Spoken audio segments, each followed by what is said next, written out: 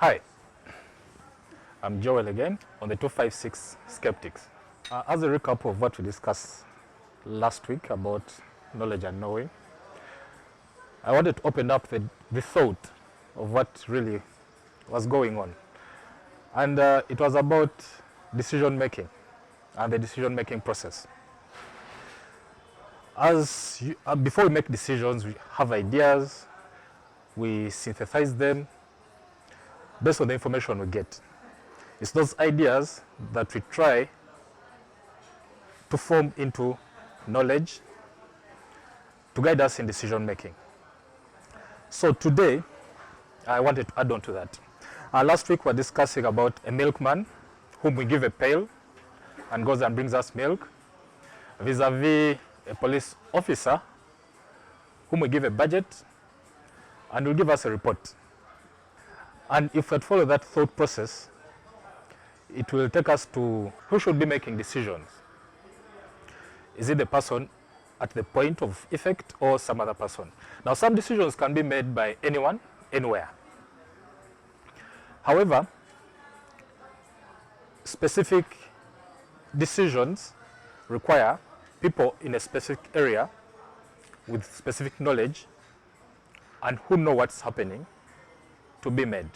When we get an idea, we go through the process of acquiring knowledge, information, and the gaps, because you'll have some gaps. You'll get an idea, you think of something, you ask someone, you read, but then there will be some gaps. Now those gaps are gaps we fill them with faith to complete the whole process. Now once you fill them with faith, and I'm sure at this moment I'm going to shock most of you, is that faith actually has some truth to it. And the best example I'll give is in the Bible.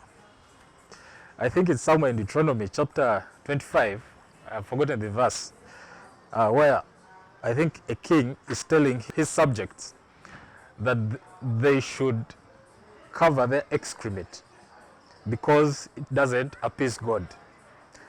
And whoever did cover the excrement was kicked out of the town. And God cursed them with illness. Now, it's true that happens, but now we have the knowledge that actually they could have been suffering from cholera. And what they thought that was God punishing, it was a disease. So at times, faith has some truth to it. So therefore, as we're discussing the decision-making process, we are looking at getting our idea.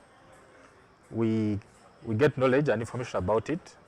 We are trying to be certain. We're trying to improve our certainty about what we're going to do. In that, the more information we get, we process it, and it has a cost to it as well also.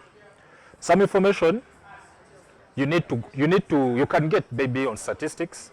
Some information you need to be in the position of knowing. And I'll give an example of a person who owns a chain of shops and a person who owns a restaurant. If you're a manager of a restaurant, for you to know whether your people are actually working, you have to be in the restaurant. You cannot use any statistics. However, the person who has a chain of shops, he just has to see how the sales moved, and he will know that these people in this area enjoy purple cabbages, and these people in this area, they want green cabbages. So this we have to know. In our data collection, we have to know what am I looking at, what am I looking for.